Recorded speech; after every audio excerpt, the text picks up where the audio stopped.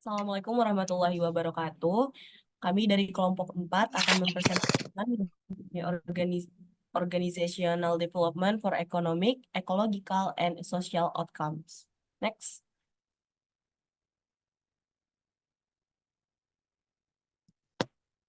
Baik, berikut adalah nama-nama dari anggota kelompok kami. Next. Baik, jadi materi kita pada hari ini adalah Sustainable Management Organization atau SMO.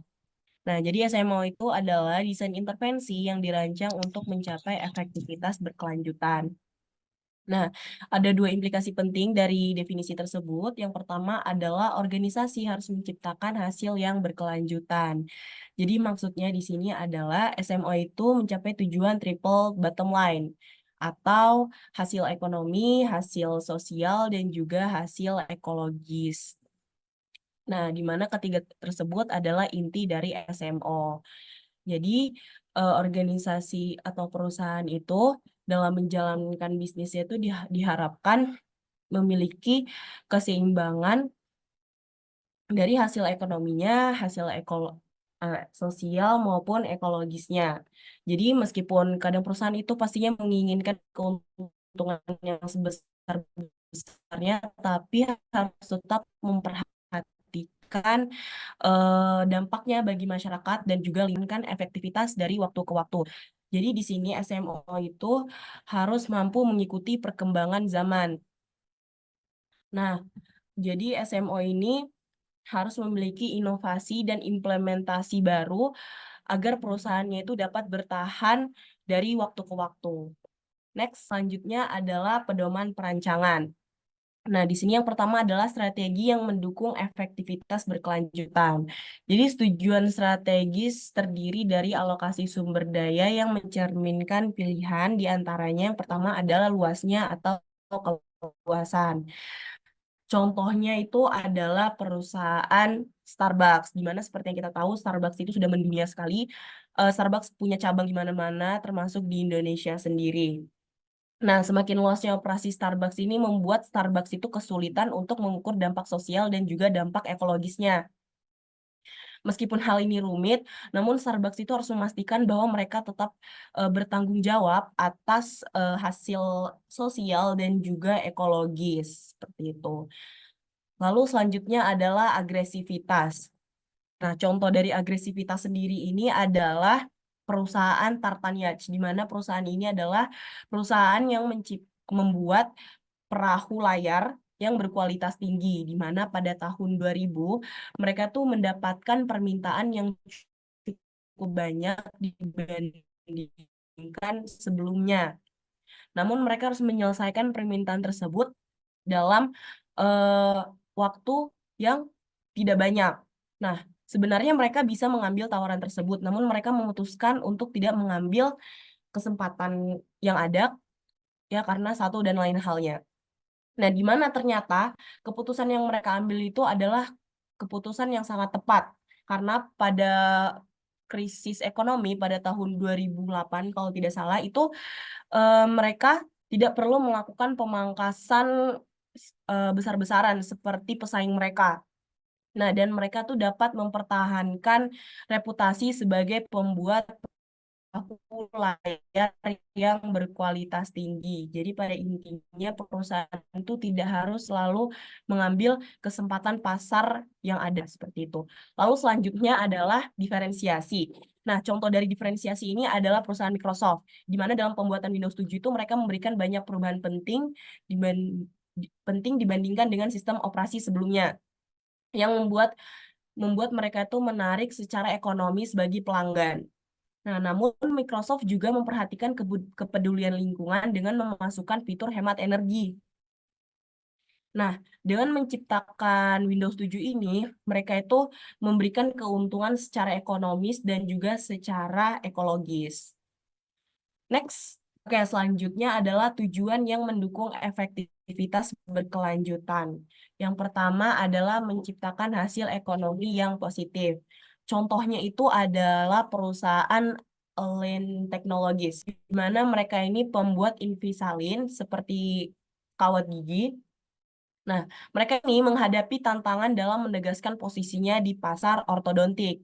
Nah, meskipun perusahaan harus bertindak agresif untuk memperkuat posisi mereka, mereka juga harus berhati-hati agar strategi pertumbuhan mereka tidak mengganggu stabilitas perusahaan dan tujuan jangka panjang mereka. Jadi tidak hanya menguntungkan sesaat, tapi mereka juga harus memikirkan dampak jangka panjang dari perusahaan mereka.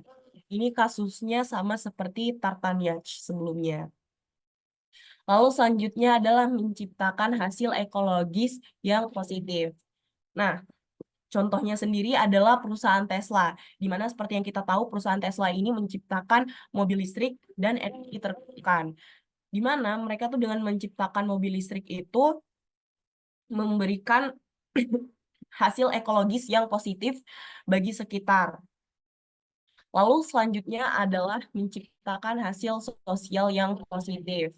Contohnya itu adalah drive-thru dari McDonald's, di mana awal mula mereka menciptakan drive-thru itu karena di Beijing itu penggunaan mobil tuh sangat tinggi, sehingga mereka melihat ada kesempatan yang dapat mereka terapkan di bisnis mereka, yaitu drive-thru, yang dimana awalnya memang orang-orang Beijing itu kebingungan dengan apa sih itu drive-thru, namun McD itu berhasil memberikan solusi yang tepat agar masyarakat itu akhirnya eh, bisa menggunakan drive-thru itu dengan mudah seperti itu. Next. Oke, selanjutnya kita masuk ke pedoman perancangan identitas yang ramah berkelanjutan. Jadi, kesuksesan jangka panjang SMO juga berasal dari identitas dari perusahaan tersebut.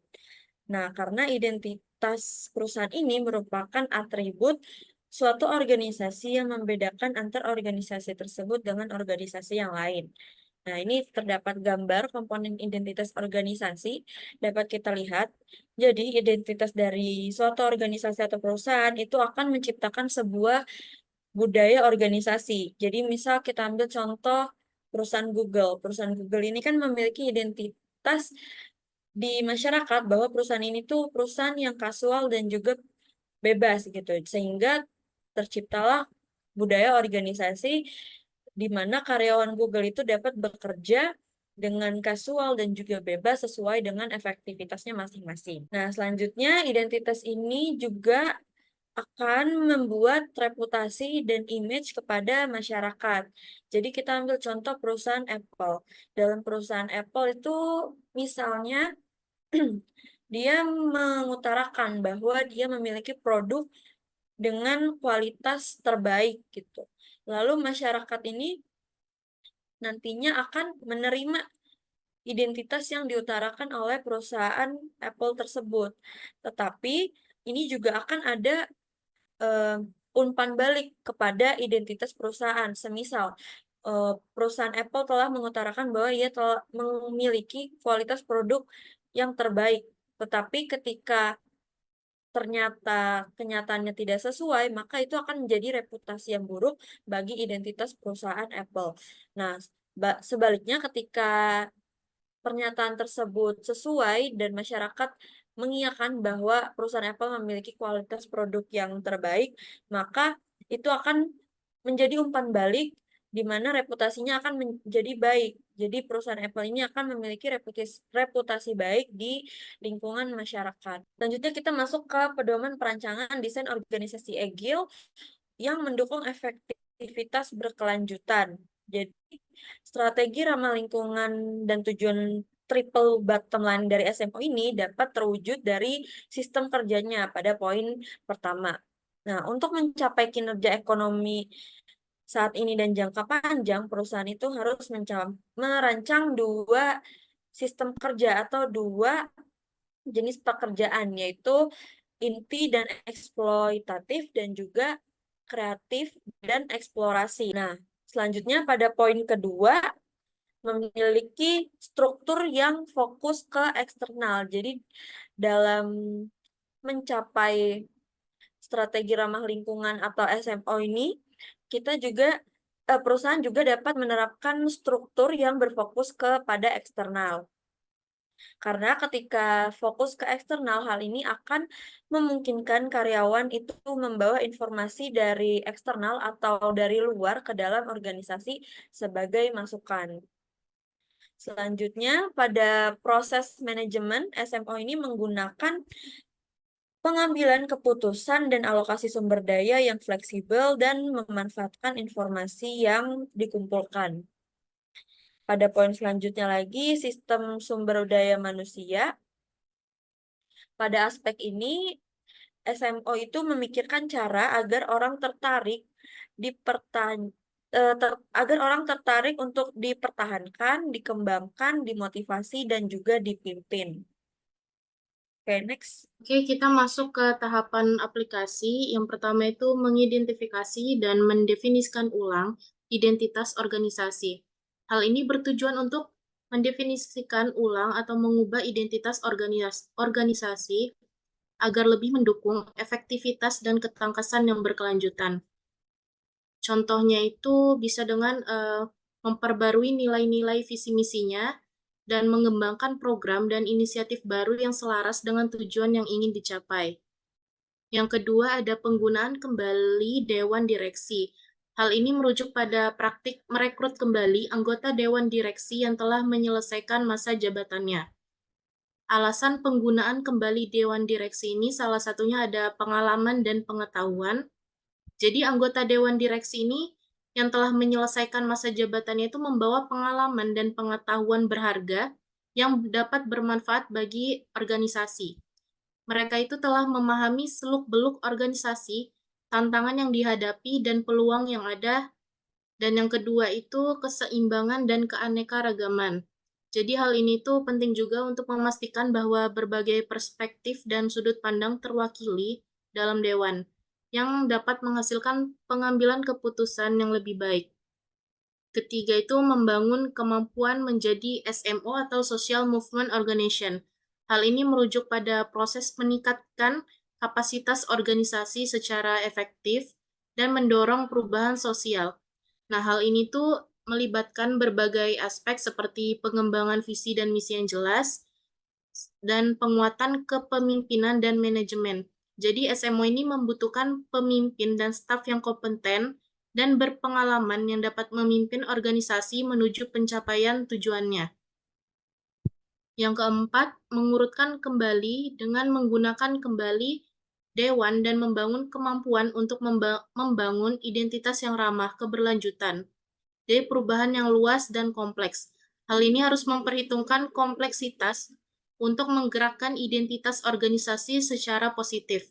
Hal ini melibatkan serangkaian perubahan tertentu, dimulai dengan desain ulang sistem kerja, kemudian strategi tersebut perlu diperjelas dan organisasi dirancang ulang untuk meningkatkan sebuah perubahan. Yang kelima, desain ulang sistem kerja. Jadi hal ini tuh mengacu pada proses merancang kembali sistem kerja organisasi untuk meningkatkan efektivitas, efisiensi, dan keberlanjutan. Hal ini melibatkan berbagai aspek seperti analisis sistem kerja yang ada, penetapan tujuan, pengembangan desain baru, implementasi, dan evaluasi. Yang keenam, mengklarifikasi strategi. Jadi hal ini tuh mengacu pada proses mendefinisikan dengan jelas strategi organisasi untuk mencapai tujuan.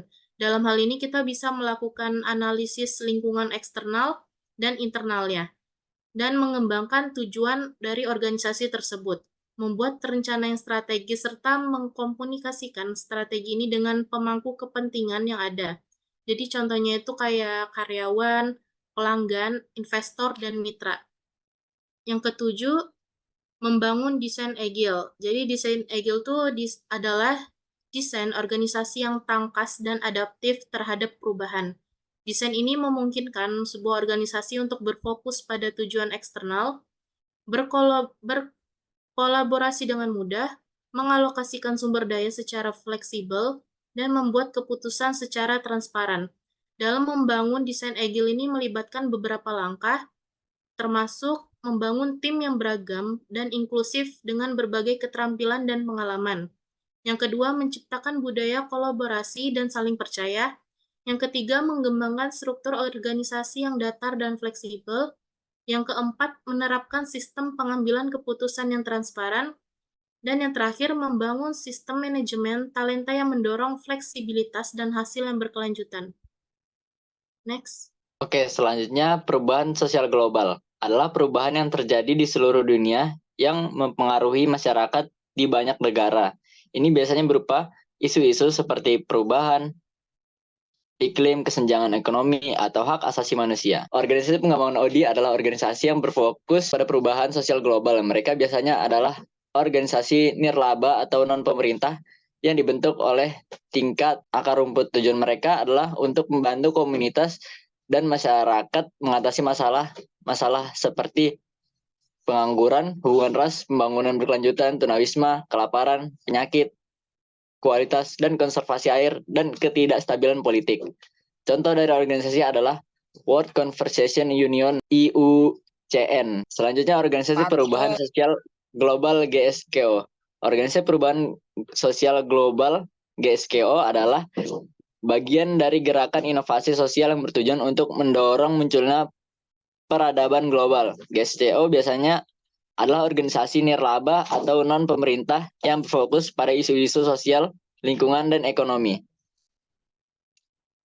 GSKO berusaha menciptakan perubahan positif di dunia dengan berfokus pada bagian isu penting. Misalnya mereka mungkin bekerja untuk mengatasi masalah seperti pengangguran, hubungan ras, pembangunan berkelanjutan, tunawisma, kelaparan, penyakit, kualitas air, dan ketidakstabilan politik. GSKO beroperasi di tingkat global, seringkali berfokus pada negara-negara berkembang. Mereka berusaha mengembangkan hubungan horizontal dengan organisasi lain yang memiliki tujuan serupa, dan hubungan vertikal dengan organisasi pembuat kebijakan. Tujuannya adalah untuk menciptakan perubahan yang berkelanjutan dan positif. GSKO didorong oleh posisi ideologis dan kuat mengenai distribusi kekayaan, sumber daya, kekuasaan yang adil dengan memperkuat organisasi lokal dan membangun hubungan dengan organisasi. GSKO berusaha menciptakan peradaban global yang lebih adil dan berkelanjutan. Next. Oke, kita sekarang masuk ke tahapan penerapan GSCO. Berkepentingan untuk menciptakan perubahan berkelanjutan dalam komunitas dan masyarakat. Hal ini memerlukan suatu bentuk perubahan terencana yang melibatkan banyak praktisi, mendorong dan diharapkan berpartisipasi. Next, GSCO itu biasanya melibatkan 3 jenis kegiatan. Yang pertama itu membangun organisasi lokal. Meskipun GSCO itu fokus utamanya itu adalah perubahan lingkungan, tetapi isu penting dalam proyek pembangunan itu adalah mengenali potensi masalah yang melekat pada GSCO itu sendiri. Karena fokus perubahan itu sendiri adalah lingkungan hidup mereka, sehingga anggota GSCO sering tidak menyadari betapa perlunya pembangunan internal. Nah, biasanya praktisi PO juga fokus terhadap 3 hal yang untuk dalam membangun GSCO, membangun dirinya. Yang pertama itu nilai-nilai untuk menciptakan visi agar kepemimpinan ini dapat berfungsi secara efektif. Tujuan umum GSCO itu sendiri juga harus jelas dan selaras dengan ideologi para anggotanya. Yang kedua itu mengenali konflik, karena banyak perbedaan pendapat, GSCO juga sering menghadapi banyak konflik. Dalam mengatasi visi organisasi dapat digunakan sebagai titik temu yang penting untuk mengetahui bagaimana masing-masing peran seseorang berkontribusi. Yang ketiga itu ada masalah kesuksesan, keberhasilan GSCO. Yang ketiga ada masalah kesuksesan. Keberhasilan GSCO dapat menimbulkan sejumlah masalah. Itu pencapaian misinya dapat menghilangkan alasan keberadaannya, sehingga menyebabkan kerusakan krisis identitas. Alternatifnya itu GSCO dapat mempertahankan otonominya melalui pengaturan struktural. Nah, lanjut yang kedua, menciptakan hubungan horizontal. Proyek perubahan sosial yang sukses seringkali membutuhkan jaringan organisasi lokal yang memiliki pandangan dan tujuan yang sama. Dan yang ketiga, mengembangkan hubungan vertikal. GSCO juga itu harus menciptakan saluran komunikasi dan pengaruh terhadap proses pengambilan keputusan yang di tingkat pemerintah dan kebijaksanaan. Next. Oke, next kita masuk ke peran dan keterampilan agen perubahan GSCO. Jadi GSCO ini merupakan organisasi perubahan sosial akar rumput atau bisa disebut masyarakat lokal yang bekerja untuk mencapai perubahan sosial global. di mana peran agen perubahan GESCO berbeda dengan agen perubahan di lingkungan formal yang mencari keuntungan. Agen perubahan GESCO secara aktif menempati peran pentalayanan dan penghubung. Oke, next. Oke, di sini ada dua peran di mana yang pertama peran pentalayanan ini berasal dari ideologi dan aktivitas akar rumput yang terkait dengan GESCO. Agen perubahan GESCO tidak hanya bekerja untuk mencapai perubahan sosial, tetapi juga untuk memelihara nilai-nilai praktik GESCO. Kedua ada peran penghubung. Jadi peran penghubung ini berasal dari banyak kelompok akar rumput dan aktivitas politik GESCO. Agen perubahan GESCO bekerja untuk menghubungkan dan mengintegrasikan beragam elemen masyarakat dan komunitas menuju perubahan. Oke, masuk lagi ke keterampilan agen GESCO. Di sini ada tiga. Yang pertama, keterampilan komunikasi, di mana agen perubahan GESCO harus dapat mengkomunikasikan ideologi, tujuan, dan aktivitas GESCO kepada berbagai pemangku kepentingan. Kedua, keterampilan negosiasi, di mana agen perubahan GESCO harus dapat menegosiasikan kesepakatan dan kompromi antara berbagai kelompok pemangku kepentingan. Terus yang ketiga, keterampilan jaringan, di mana agen perubahan GESCO harus dapat membangun dan memelihara hubungan dengan berbagai kelompok pemangku kepentingan. Cukup sekian presentasi dari kelompok kami, kurang lebihnya kami mohon maaf. Wassalamualaikum warahmatullahi wabarakatuh.